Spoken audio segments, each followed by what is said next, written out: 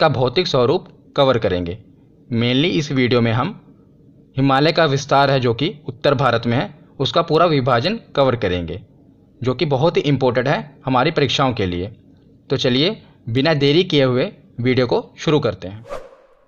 तो चलिए वीडियो की शुरुआत करते हैं और सबसे पहले देखते हैं भारत का भौतिक स्वरूप। तो भारत के धरातल पर बहुत विविधता पाई जाती है। कहीं पर पठार हैं, कहीं पर ऊंचे ऊंचे पर्वत हैं, तो कहीं पर समतल मैदान हैं। अगर हम देखें तो भारत के संपूर्ण क्षेत्रफल का लगभग 10.7% भाग पर्वतीय भाग है और लगभग 18.6% पहाड़ियाँ हैं। लगभग 27.7% पठारी क्षेत्र हैं जो कि भारत के दक्षिण में हैं और 43% मैदानी भाग है। ये कुछ फैक्ट हैं जो कि आपको पता होना चाहिए। तो उसके बाद हम देखते हैं कि भौतिक रचना तथा धरातल के स्वरूप के अनुसार भारत को 5 भागों में बांटा गया है। तो पूरे भारत को उसकी भौगोलिक संरचना के हिसाब से 5 भागों में बांटा गया है। पहला है उत्तर का पर्वतीय क्षेत्र, दूसरा है विशाल मैदान, तीसरा है प्रायद्वीपीय पठार जो कि भारत के दक्षिण में है, चौथा है मरुस्थलीय प्रदेश और पांचवा है समुद्र तटीय मैदान। तो भौतिक रचना के हिसाब से भारत को इन 5 भागों में बांटा गया है। तो आज हम देखते हैं उत्तर का पर्वतीय क्षेत्र। तो देखते हैं उत्तर का पर्वतीय क्षेत्र, जिसे हिमालय पर्वतीय क्षेत्र भी कहा जाता है, क्योंकि भारत के उत्तर में हिमालय का विस्तार है, पूरा हिमालय के पर्वत का विस्तार है, इसीलिए इसे हिमालय पर्वतीय क्षेत्र भी कहा जाता है। तो जो हिमालय पर्वत है इसका विभाजन 2 तरह किया गया है। एक तो उत्तर से दक्षिण की ओर विभाजन किया गया है और एक पश्चिम से पूर्व की ओर विभाजन किया गया है। तो हम दोनों देखेंगे। पहले हम देखते हैं उत्तर से दक्षिण विभाजन। पहले मैं आपको इसका ओवरव्यू दूंगा, मैं आपको सिर्फ बताऊंगा कि कौन कौन से पॉइंट हम देखेंगे, आगे हम इसे डिटेल में कवर करेंगे। तो सबसे पहले देखते हैं उत्तर से दक्षिण में विभाजन। तो जो हिमालय पर्वत है इसे 4 पर्वत श्रृंखलाओं में बांटा गया है उत्तर से दक्षिण की ओर। सबसे ऊपर इसे कहते हैं ट्रांस हिमालय, दूसरा है वृहद हिमालय, तीसरा है मध्य हिमालय और चौथा है शिवालिक हिमालय। तो ये पूरा हिमालय पर्वत ही है। देखिए ऐसे होता है पर्वत, अगर लगातार पर्वत हैं तो उसे कहते हैं पर्वत श्रृंखला। तो ये पूरी पर्वत श्रृंखला हिमालय की ही है। 4 पर्वत श्रृंखलाएं हैं मेन, इन्हें उत्तर से दक्षिण की ओर विभाजन किया गया है, इसीलिए इसका नाम रखा गया है। पहले को ट्रांस हिमालय कहते हैं, दूसरे को वृहद हिमालय कहते हैं, तीसरे को मध्य हिमालय कहते हैं और चौथे को शिवालिक हिमालय कहते हैं।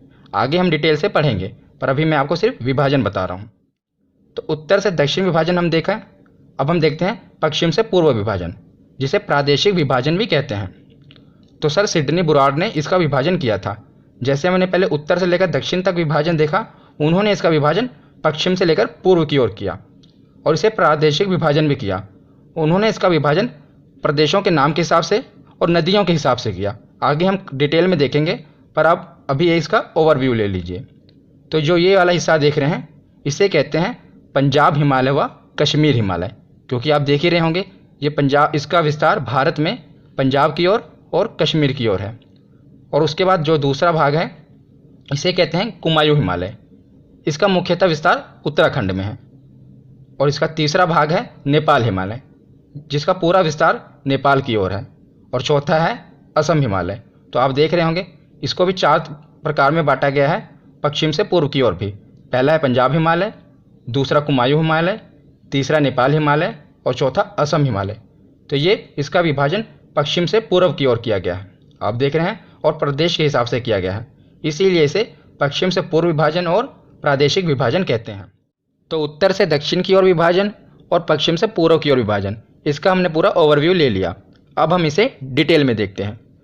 तो अब सबसे पहले देखते हैं उत्तर से दक्षिण की ओर विभाजन, जिसमें 4 पर्वत श्रृंखलाएं थीं। पहला था ट्रांस हिमालय, दूसरा वृहद हिमालय, तीसरा मध्य हिमालय और चौथा था शिवालिक हिमालय। तो उसका पहली पर्वत श्रृंखला हम देखते हैं ट्रांस हिमालय। ये काफ़ी कॉम्प्लिकेटेड है, पर मैं आपको बहुत ही आसान तरीके से समझाऊंगा और जिससे प्रश्न बनते हैं मैंने वही फैक्ट कवर किए हैं। तो चलिए देखते हैं। तो जो ट्रांस हिमालय है इसका जो विस्तार है, हम भारत की ही बात करेंगे तो जम्मू कश्मीर की ओर और लद्दाख में है। तो जिस प्रकार जो उत्तर से दक्षिण की ओर विभाजन था पूरे हिमालय का, वो 4 पर्वत श्रृंखलाओं में था उसी प्रकार ये है पूरा ट्रांस हिमालय, और ये भी 4 पर्वत श्रृंखलाओं में बटा हुआ है। याद रखिएगा, जैसे पूरा हमने देखा ना, पूरा हिमालय उत्तर से लेकर दक्षिण की ओर कितनी पर्वत श्रृंखलाओं में बटा था, तो उसको वैज्ञानिकों ने 4 पर्वत श्रृंखलाओं में बांटा था, और पश्चिम से पूर्व की ओर भी 4 पर्वत श्रृंखलाओं में ही बांटा था। उसी प्रकार जो ट्रांस हिमालय का विस्तार है, इसे भी वैज्ञानिकों ने 4 पर्वत श्रृंखलाओं में बांटा हुआ है। याद रखिएगा। तो सबसे ऊपर कौन सा है? काराकोरम। तो सबसे ऊपर पर्वत श्रृंखला है काराकोरम। ये सभी ट्रांस हिमालय के ही भाग हैं।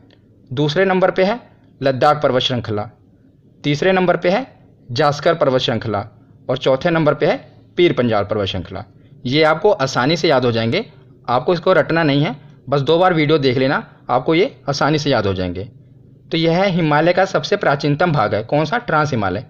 तो ट्रांस हिमालय, याद रखिएगा, हिमालय का सबसे प्राचीनतम भाग है, और यहाँ पर वनस्पतियों का अभाव है। वनस्पतियों का अभाव क्यों है? क्योंकि जो हिमालय का सबसे ऊपर है ट्रांस हिमालय, तो जो ट्रांस हिमालय है ये पूरा देख रहे हैं हम, ये काफ़ी ऊंचाई पर है। अगर इसकी हम औसतन ऊंचाई की बात करें तो लगभग है 6000 मीटर। तो यहाँ पर पूरा बर्फ़ जमा होती है, पूरी बर्फ़ जमा होती है, जिस कारण यहाँ पर कोई वनस्पति नहीं होती। इसीलिए याद रखिएगा, यहाँ पर वनस्पतियों का अभाव है। यहाँ पर बड़े बड़े ग्लेशियर हैं और कोई भी यहाँ पर वनस्पति नहीं उगती। तो एग्जामिनर अगर पूछ ले कि वनस्पतियों का अभाव किस पर्वत श्रृंखला में है, तो याद रखिएगा ट्रांस हिमालय में है वनस्पतियों का अभाव। और इसके अंतर्गत 4 पर्वत श्रृंखलाएँ आती हैं, ये तो मैंने आपको बता ही दिया। कौन कौन सी? काराकोरम, लद्दाख, जास्कर और पीर पंजाल। ये पर्वत श्रेणियाँ ट्रांस हिमालय के अंतर्गत आती हैं। भारत में सबसे ऊंची चोटी K2 गॉडविन ऑस्टिन है। तो K2 को ही गॉडविन ऑस्टिन कहते हैं। इसकी ऊंचाई है लगभग 8611 मीटर, और काराकोरम पर्वत श्रेणी की ये सर्वोच्च चोटी है। तो काराकोरम की तो सर्वोच्च चोटी होगी ही, जब ये भारत में सबसे ऊंची चोटी है तो काराकोरम की भी तो सबसे ऊंची चोटी होगी। तो काराकोरम पर्वत श्रेणी की सर्वोच्च चोटी कौन सी है? K2। तो ये अभी समय इस पर पाकिस्तान का कब्जा है, पर ये जो पूरा जम्मू कश्मीर देख रहे हैं, अब तो ये ऊपर वाला लद्दाख बन गया, इसे भारत अपना अभिन्न हिस्सा मानता है। भले ही पाकिस्तान ने इस पर कब्जा किया हुआ है, पर यह है तो भारत का अभिन्न हिस्सा।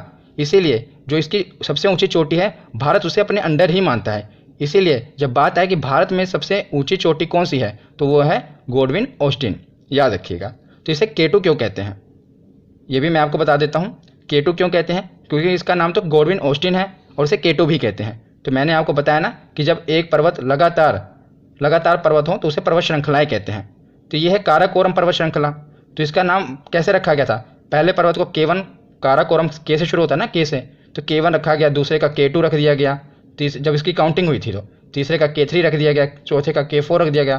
तो इसमें जो सबसे ऊंची चोटी थी वो K2 थी, इसीलिए हम इसे K2 कहते हैं, और इसे गॉडविन ऑस्टिन भी कहते हैं। आशा करता हूँ इससे आपको याद रहेगा। K2 से याद रखना कि ये काराकोरम पर्वत श्रृंखला की ही सबसे ऊंची चोटी है। और दूसरा फैक्ट ये याद रखना, ये भी बहुत बार एग्जाम में पूछा गया है कि माउंट राकापोशी लद्दाख श्रेणी की सर्वोच्च ऊंची चोटी है। जिस प्रकार काराकोरम की K2 है, उसी प्रकार लद्दाख की सर्वोच्च चोटी कौन सी है, तो वो माउंट राकापोशी है। इसे क्यों पूछा जाता है एग्जाम में? क्योंकि जो यह चोटी है, ये इसकी जो ढाल है, ये विश्व में सर्वाधिक तीव्र मानी जाती है। हम कहते हैं ना कि कई चीज़ों की बहुत ही खड़ी ढाल है, मतलब इसकी जो ढाल है काफ़ी तीव्र है। अगर यहाँ से कोई चीज़ नीचे गिर जाए तो उसका कभी पता नहीं चलेगा। इसकी ढाल काफ़ी तीव्र है पूरी दुनिया में, इसीलिए पूछा जाता है कि माउंट राकापोशी लद्दाख श्रेणी की सर्वोच्च चोटी है और इसकी जो ढाल है वो विश्व में सर्वाधिक तीव्र मानी जाती है। तो ट्रांस हिमालय हमने कवर कर लिया। अब हम दूसरा देखते हैं, वृहद हिमालय। तो दूसरी पर्वत श्रृंखला थी कौन सी? उत्तर से दक्षिण की ओर वृहद हिमालय।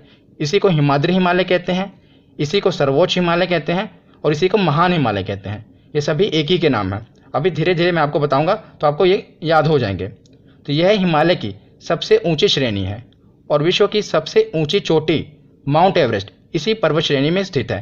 तो विश्व की जो सबसे ऊंची चोटी है माउंट एवरेस्ट है, वो इसी पर्वत श्रेणी में स्थित है, इसीलिए इसे सर्वोच्च हिमालय भी कहते हैं। ठीक है। और कंचनजंगा, नंगा पर्वत, नंदा देवी आदि इसी के कुछ महत्वपूर्ण शिखर हैं। अब मैं आपको ये मैप से समझाता हूँ, बहुत ही आसान तरीके से आपको ये याद हो जाएगा। तो सबसे पहले तो आप अपने दिमाग में मैप को रखिए। मैंने पिछली वीडियो में भी आपको बताया था कि अगर आप एग्ज़ाम की तैयारी कर रहे हैं तो जो भारत का नक्शा है वो तो आपके दिल और दिमाग पे छपा होना चाहिए। तो भारत का नक्शा अगर आप अपने दिमाग में रखेंगे तो उसके उत्तर में है हिमालय पर्वत, और दूसरी हम पर्वत श्रृंखला देख रहे हैं वृहद हिमालय की पर्वत श्रृंखला। तो हम देखते हैं कि भारत में इसका विस्तार कहाँ से कहाँ तक है। तो भारत में इसका विस्तार है POK के नंगा पर्वत से लेकर, याद रखिएगा ये नंगा पर्वत है, अरुणाचल प्रदेश के नामचा बरवा पर्वत तक इसका विस्तार है भारत में। तो सबसे पहले हम देखते हैं कि POK में कौन सा है, नंगा पर्वत, याद रखिएगा। उसके बाद अगर आप कश्मीर से आगे आइए तो उत्तराखंड है, नक्शे को रखना दिमाग में। तो उत्तराखंड में प्रमुखतः ये 3 पर्वत हैं। पहला है बंदरपूंछ पर्वत, दूसरा है कामेट पर्वत और तीसरा है नंदा देवी पर्वत। ये 3 पर्वत हैं उत्तराखंड में। ज़्यादातर एग्जाम में पूछा जाता है कि नंदा देवी पर्वत कहाँ पर है, तो याद रखिएगा नंदा देवी पर्वत उत्तराखंड में है। सबसे पहले है बंदरपूंछ पर्वत, दूसरा कौन सा है तो कामेट पर्वत और तीसरा है नंदा देवी पर्वत। और उसके साथ साथ आपको बताता हूँ कि जो बंदरपूंछ पर्वत है और कामेट पर्वत है, इसके बीच में छोटी छोटी पर्वत श्रृंखलाएँ हैं, छोटे छोटे पर्वत हैं, ये भी एग्जाम में पूछे जाते हैं। तो बंदरपूंछ और कामेट के बीच ही गंगोत्री, यमुनोत्री, केदारनाथ और बद्रीनाथ पर्वत हैं। ये सभी उत्तराखंड में ही है ना, आपको पता होगा केदारनाथ और बद्रीनाथ कहाँ पर हैं, तो उत्तराखंड में ही है। इसे आप आसानी से याद रख पाएंगे। और बंदरपूंछ और कामेट के बीच में है, तो ये दोनों पर्वतों के बीच में ये पर्वत श्रृंखलाएँ हैं, इन्हीं को हम कहते हैं गंगोत्री, यमुनोत्री, केदारनाथ और बद्रीनाथ। तो ये हुआ उत्तराखंड। तो उत्तराखंड के बाद आगे आपको पता है नेपाल शुरू हो जाता है। तो नेपाल में इसका विस्तार है, ये सभी पर्वत श्रृंखलाएँ हैं। एक बार हम देख लेते हैं, आपको इसे रटना नहीं है, आसानी से आपको ये याद हो जाएंगे। तो सबसे पहले है धौलागिरी पर्वत, दूसरा है अन्नपूर्णा पर्वत, तीसरा है मनसालू पर्वत, चौथा है गौरीशंकर पर्वत, पांचवा है छुयू पर्वत और छठा है माउंट एवरेस्ट पर्वत, जो कि दुनिया का सबसे ऊंची चोटी है माउंट एवरेस्ट। ये कहाँ पर है, तो ये नेपाल में ही है। इसे भारत में क्या कहते हैं, तो भारत में इसे कहते हैं माउंट एवरेस्ट। और नेपाल वाले इसे क्या कहते हैं, नेपाल वाले इसे कहते हैं सागर माथा। और तिब्बत में यानी कि चाइनीस इसे क्या कहते हैं, तो वो कहते हैं चोमो लुंगमा। ये सभी माउंट एवरेस्ट के ही नाम हैं। तो माउंट एवरेस्ट के आगे है मैकालू। तो ये जितनी भी पर्वत श्रृंखलाएँ हैं, पर्वत हैं, ये कहाँ पर हैं, तो ये है नेपाल में। तो नेपाल के बाद आगे क्या आता है, तो सिक्किम आता है। तो सिक्किम में कौन सा पर्वत है, तो सिक्किम में है कंचनजंगा पर्वत। याद रखिएगा कौन सा पर्वत, कंचनजंगा पर्वत, ये है सिक्किम में। और आखिरी में ख़त्म कहाँ होता है, तो अरुणाचल प्रदेश के नामचा बरवा पर्वत। अब यहाँ पर कुछ इंपॉर्टेंट चीज़ मैं आपको बताता हूँ कि एग्ज़ाम में ज़्यादातर आप कंफ्यूज होते हैं। जब ये पूछा जाए कि भारत में सबसे ऊंची पर्वत चोटी कौन सी है, तो वो कौन सी है, हमने पीछे पढ़ा K2 गॉडविन ऑस्टिन। अगर ये पूछ लिया जाए कि भारत की सबसे ऊंची चोटी कौन सी है, याद रखिएगा भारत की, तो वो कौन सी होगी, तो भारत की है कंचनजंगा। कौन सी, कंचनजंगा, क्योंकि ये अभी भारत के अधिकार में है। पर जो दूसरी है K2 वो भारत में तो है, भारत में जब पूछा जाए कि भारत में, वो भारत में तो है पर उस पर भी पाकिस्तान ने कब्जा किया हुआ है। वो भारत का भिन्न हिस्सा तो है पर पाकिस्तान ने कब्जा किया हुआ है। इसीलिए अगर वहाँ पर पूछा जाए कि भारत की कौन सी है, तो कंचनजंगा। स्टूडेंट इसे कैसे याद रखते हैं, आप भी इसे ऐसे याद रख सकते हैं। देखिए कहाँ से पूछा जा रहा है ना, भारत की, तो की से कहाँ से शुरू हो रहा है, कंचनजंगा। इसे याद रखने का तरीका है। वैसे तो आपको पता ही होना चाहिए कि अगर भारत में पूछ लिया जाए, ऊपर से लेकर पूरा जम्मू कश्मीर हमारा ही है, वहाँ पर पाकिस्तान ने भले ही कब्जा किया हुआ है। तो जो K2 पर्वत है वो भी पाकिस्तान ने उसके अधिकार में है, पर है तो हमारा ही हिस्सा, तो वो भारत का ही अंग है। इसीलिए K2 भारत में ही सबसे ऊंची चोटी है। पर अगर पूछ लिया जाए कि भारत की सबसे ऊंची चोटी कौन सी है, तो हमारे अधिकार में कौन है, भी कंचनजंगा। तो ये दोनों याद रखना है, और याद रखने का तरीका भी मैंने आपको बता दिया, ठीक है। अब वृहद हिमालय के बाद देखते हैं मध्य हिमालय, जिसे लघु हिमालय भी कहते हैं। लघु हिमालय क्यों कहते हैं, क्योंकि अगर हिमालय की बाकी पर्वत श्रृंखलाओं को देखा जाए तो उसकी ऊंचाई के मुताबिक इसकी ऊंचाई काफ़ी कम है। तो हिमालय का यह भाग पर्यटन के लिए मशहूर है, टूरिज़्म के लिए काफ़ी फेमस है, क्योंकि ज़्यादा ऊंचाई पर नहीं है। और यहाँ की औसतन ऊंचाई 1800 से लेकर 3000 मीटर है, याद रखिएगा। और इसी के पास शिमला, कुल्लू, मनाली, मसूरी, नैनीताल, डलहौजी, रानीखेत आदि जैसे प्रमुख पर्यटन स्थल हैं। तो मैंने आपको कहा ना, जितने भी पर्यटन स्थल हैं वो हैं मध्य हिमालय में। तो जब भी एग्जाम में आपको कोई भी पर्यटन स्थल आ जाए और पूछा जाए कि ये किस हिमालय में है, तो याद रखिएगा वो है मध्य हिमालय में, क्योंकि इसी को हम याद रखिएगा पर्यटन हिमालय भी कह सकते हैं। आदि जैसे प्रमुख पर्यटन स्थल कहाँ पर हैं, तो मध्य हिमालय में है। यहाँ की ढालों पर छोटे छोटे घास के मैदान पाए जाते हैं, जिन्हें कश्मीर में मर्ग कहते हैं। जैसे आप इमेज में देख रहे हैं, तो यहाँ ये छोटे छोटे घास के मैदान पाए जाते हैं, तो ढालों पर पाए जाते हैं। जैसे आप देखते हैं एक पर्वत है, उसके बाद पर्वत श्रृंखला होती है, दूसरा पर्वत होता है, तो जो इसकी ढाल है ढालों पर क्या पाए जाते हैं, घास के मैदान पाए जाते हैं। और इन्हें क्या कश्मीर में कहते हैं, तो मर्ग कहते हैं। जैसे कि सोनमर्ग, गुलमर्ग काफ़ी फेमस है टूरिज़्म के लिए, आपने नाम सुना ही होगा सोनमर्ग और गुलमर्ग का। तो जब भी बात आए पर्यटन की तो सीधा आप मध्य हिमालय को टिक कर देना। तो उसके बाद हम देखते हैं शिवालिक हिमालय। तो हमने ट्रांस हिमालय, वृहद हिमालय और मध्य हिमालय पढ़ लिया। आखिरी कौन सा है, उत्तर से लेकर दक्षिण के विभाजन वाले में शिवालिक हिमालय। इसे बाहरी हिमालय भी कहते हैं। बाहरी हिमालय क्यों कहते हैं, क्योंकि हमने सबसे ऊपर पढ़ा ट्रांस हिमालय, उसके बाद आया वृहद हिमालय, फिर आया मध्य हिमालय, तो ये सबसे बाहरी है, इसलिए इसे बाहरी हिमालय भी कहते हैं। और याद रखिएगा, जो सबसे ऊपर था ट्रांस हिमालय, ये सबसे प्राचीनतम भाग है हिमालय का, और जो ये है शिवालिक हिमालय, ये सबसे युवा भाग है हिमालय का। तो यह हिमालय पर्वत का सबसे दक्षिणी तथा भौगोलिक रूप से युवा भाग है, जो पश्चिम से पूर्व तक फैला हुआ है। और इसकी औसतन ऊंचाई बात की जाए तो 850 से लेकर 1200 मीटर है। और बात की जाए इसके विस्तार की, तो इसका विस्तार पाकिस्तान से शुरू होता है और वहाँ से लेकर पाकिस्तान के कौन से सुलेमान पहाड़ी से शुरू होता है, वहाँ से लेकर अराकाम पर्वत। तो भारत और म्यांमार के बीच जो पर्वत सीमा बनाता है उसे कहते हैं अराकाम पर्वत। काफ़ी बार एग्जाम में पूछा गया है कि भारत और म्यांमार के बीच कौन सा पर्वत सीमा बनाता है, तो ये अराकाम पर्वत ही भारत और म्यांमार के बीच सीमा बनाता है।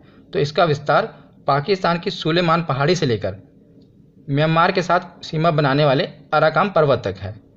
तो इस क्षेत्र में अनेक समतल घाटियाँ हैं जिसे दून और द्वार कहते हैं। जैसे हरिद्वार, देहरादून। तो हरिद्वार आप गए होंगे गंगा स्नान करने के लिए, तो गंगा कहाँ से निकलती हैं, शिव जी की जटाओं से निकलती हैं ना। तो इससे याद रखना है कि शिवालिक हिमालय में ही हरिद्वार है और देहरादून भी यहीं पर ही है। तो ये इससे इतना ही बनता है। तो उसके बाद अब हम आगे देखते हैं। जैसे सबसे ऊपर कौन सा था, ट्रांस हिमालय, उसके बाद था वृहद हिमालय, तीसरे नंबर पर था मध्य हिमालय और आखिरी में था शिवालिक हिमालय। तो जो इसके बीच का भाग था इसे कुछ कहा जाता है और काफ़ी बार एग्जाम में पूछा गया। तो हम देखते हैं इसे याद भी कैसे करना है। और सबसे पहले देखते हैं ये है क्या। तो ट्रांस हिमालय और वृहद हिमालय के बीच के भाग को क्या कहते हैं, तो सचर जोन कहते हैं। याद रखिएगा, इसे कहते हैं सचर जोन। और वृहद हिमालय और मध्य हिमालय के बीच के भाग को कहते हैं मेन सेंट्रल थ्रस्ट। याद रखिएगा। और मध्य हिमालय और शिवालिक हिमालय के बीच के भाग को कहते हैं मेन सीमांत दर्रा। अब बात आई कि इसे याद कैसे करेंगे, क्योंकि ये काफ़ी बार पूछा गया है एग्जाम में। तो सबसे ऊपर कौन सा है, सचर जोन। तो ये इससे याद रखिएगा, चार हटा दिए सर जोन। तो सर हमारे शरीर के सबसे ऊपर कौन सा भाग होता है, सर होता है ना हमारा। तो इससे याद रखना कि सबसे ऊपर है सचर जोन। और दूसरे नंबर वाला है सेंट्रल। तो ये तो आपको पता ही लग गया, ये सेंटर में है। सबसे ऊपर सर है, बीच में सेंटर वाला भाग, तो सेंट्रल जोन है ये वृहद हिमालय और मध्य हिमालय के भाग बीच में है। तो बाकी एक ही बचा लास्ट में मेन सीमांत दर्रा। तो ये तीनों चीज़ आप याद रखना। ये कई बार एग्जाम में पूछा जाता है। एग्जाम में ऐसे पूछा जाएगा कि ट्रांस हिमालय और वृहद हिमालय के मध्य कौन सा भाग है, याद रखिएगा सचर जोन। तो उत्तर से लेकर दक्षिण की ओर विभाजन तो हमने पढ़ लिया। अब हम देखते हैं हिमालय का पश्चिम से लेकर पूर्व की ओर विभाजन। इसे प्रादेशिक विभाजन भी कहते हैं, क्योंकि इसका नाम प्रदेशों के हिसाब से रखा गया है। तो सर सिडनी बुराड ने पश्चिम से पूर्व की ओर हिमालय का विभाजन किया। तो हिमालय तो एक ही है और उसकी जो पर्वत श्रृंखलाएं हैं वो भी 4 ही हैं। पर पहले हमने देखा इसका उत्तर से लेकर दक्षिण की ओर विभाजन, मतलब ऊपर से लेकर नीचे की ओर। अब हम देखेंगे इसका पश्चिम से लेकर पूर्व की ओर विभाजन, पश्चिम से पूर्व की ओर इसका विभाजन देखेंगे। तो सर सिडनी बुराड ने इसका पश्चिम से पूर्व की ओर विभाजन किया। उन्होंने भी इसका 4 भागों में ही विभाजन किया। तो सबसे पहले है पंजाब हिमालय, जिसे कश्मीर हिमालय भी कहते हैं। दूसरे नंबर पे है कुमायूं हिमालय, तीसरे नंबर पे है नेपाल हिमालय और चौथे नंबर पे है असम हिमालय। अब हम देखते हैं पहला भाग पंजाब हिमालय व कश्मीर हिमालय। तो याद रखिएगा, जो जो इम्पोर्टेंट फैक्ट हैं जो एग्ज़ाम में पूछे गए हैं मैंने सिर्फ वही कवर किए हैं। तो जो सर सिडनी बुराड थे उन्होंने क्या किया, पश्चिम से पूर्व की ओर विभाजन कैसे किया। तो जो जो प्रमुख नदियाँ थीं उन्होंने उस हिसाब से उसको बांट दिया। जो जो नदियों के बीच पहाड़ आते थे उनका विभाजन उन्होंने कर दिया। तो इसका विस्तार देखते हैं पंजाब हिमालय का। तो इसका विस्तार है सिंधु नदी से सतलुज नदी के बीच का भाग। तो सिंधु नदी से लेकर जो सतलुज नदी के बीच का भाग है उन्होंने इसे पंजाब हिमालय का नाम दिया। और इसका विस्तार देखें तो पंजाब और कश्मीर और हिमाचल का कुछ भाग इसके अंतर्गत आता है। और बात करें इसकी लंबाई की, तो इसकी लंबाई है 560 किलोमीटर। और सबसे इम्पोर्टेंट, कई बार एग्जाम में पूछा गया है कि यहाँ पर जाफरान की खेती होती है। एग्जाम में ऐसे पूछा जाता है कि जाफरान की खेती हिमालय के किस भाग में होती है। तो याद रखिएगा पंजाब हिमालय में। तो जाफरान क्या होता है, तो जो आप नीचे ये इमेज देख रहे हैं ये जाफ़रान का पौधा है जो इस पर फूल लगा हुआ है। आपको जाफ़रान तो नहीं समझ आ रहा होगा, पर अगर मैं आपको केसर बताऊं तो आपको इजीली समझ आ जाएगा। तो जो केसर होती है ना, इसी जाफ़रान के फूल में ही होती है। आप देख रहे हैं ना, ये जो फूल है इसके अंदर, ये आप जो लाल लाल देख रहे हैं, यही है केसर। तो जाफ़रान की खेती के लिए फेमस है पंजाब हिमालय। वैसे भी आपको पता होगा कश्मीर केसर के लिए काफ़ी फेमस है। तो पंजाब हिमालय को ही कश्मीर हिमालय कहते हैं और यहीं पर जाफ़रान की खेती होती है। उसके बाद हम देखते हैं कुमायूं हिमालय। तो हमने पिछले देखा कि सिंधु नदी से लेकर सतलुज नदी के बीच के भाग को कहते हैं कौन सा, क्या कहते हैं, पंजाब हिमालय। तो सिंधु नदी से लेकर सतलुज नदी के बीच, अब यही सतलुज नदी से लेकर काली नदी जो है उसके बीच के भाग को कुमायूं हिमालय कहते हैं। तो याद रखिएगा, आगे आगे बढ़ते जाना है। तो सतलुज नदी से लेकर काली नदी के मध्य के भाग को कहते हैं कुमायूं हिमालय। और इसका विस्तार मुख्यतः कहाँ पर है, तो इसका विस्तार है उत्तराखंड में। उत्तराखंड में है और इसकी लंबाई है लगभग 320 किलोमीटर। याद रखें कि नंदा देवी, केदारनाथ, बद्रीनाथ आदि जितनी भी प्रमुख चोटियां हैं वो कुमायूं हिमालय पर ही हैं। मैंने आपको पीछे बताया था इसका विस्तार जैसे कि उत्तराखंड में है, और मैंने आपको कहा था ना कि जो केदारनाथ है, बद्रीनाथ है, नंदा देवी, ये कहाँ पर है, तो ये उत्तराखंड में ही है। तो वैसे भी आप याद रख सकते हैं कि कुमायूं हिमालय का विस्तार भी उत्तराखंड में ही है, और उत्तराखंड में ही नंदा देवी, केदारनाथ और बद्रीनाथ ये सभी प्रमुख चोटियाँ हैं। तो कुमायूं हिमालय के बाद हम देखते हैं नेपाल हिमालय। तो जो नेपाल हिमालय है इसका विस्तार, तो ये जो अब नेपाल देख रहे हैं, नेपाल का बॉर्डर भी यही नदी बनाती है। काली नदी है, इस तरफ है तीस्ता नदी, तो काली नदी और तीस्ता नदी के बीच में है नेपाल, तो इसे नेपाल हिमालय कहते हैं। और इसका विस्तार मुख्यतः नेपाल में ही है, और इसकी लंबाई सबसे लंबी है, ये सबसे लंबा है 800 किलोमीटर। माउंट एवरेस्ट, कंचनजंगा प्रमुख चोटी है जो इसी पर ही है, क्योंकि जो आपको पता ही होगा, मैंने पीछे बताया ना कि माउंट एवरेस्ट कहाँ पर है, तो नेपाल में ही है, तो नेपाल हिमालय में ही होगा। ये तो सीधा ही आप याद रख सकते हैं। तो ये पूछा जाता है कि माउंट एवरेस्ट किस हिमालय पर है, तो नेपाल हिमालय पे है, अगर इसका विस्तार पश्चिम से पूर्व की ओर हो तब। तो आखिरी में एक बच्चा कौन सा, असम हिमालय। तो असम हिमालय का विस्तार कहाँ पर है, तो काली नदी और तीस्ता नदी के बीच में है नेपाल। तो तीस्ता नदी के बाद जो दिहांग नदी है, कहीं कहीं पर इसका लिखा होता है दिहांग नदी पर, और कहीं कहीं पर लिखा होता है ब्रह्मपुत्र नदी। तो जो ब्रह्मपुत्र नदी है इसी की सहायक नदी है दिहांग नदी। तो आप कंफ्यूज मत होइएगा, अगर दिहांग नदी हो तो वो लगा देना, अगर ब्रह्मपुत्र नदी हो तो उस ऑप्शन को टिक कर देना। तो तीस्ता नदी से लेकर दिहांग नदी के बीच के भाग को कहते हैं असम हिमालय, और इसकी लंबाई है लगभग 720 किलोमीटर से लेकर 750 किलोमीटर तक। इससे ज़्यादा प्रश्न नहीं बनते हैं असम हिमालय से, जो पीछे हमने 3 पढ़े उससे ज़्यादा प्रश्न बनते हैं। तो कैसी लगी ये वीडियो कमेंट सेक्शन में ज़रूर बताना। धन्यवाद।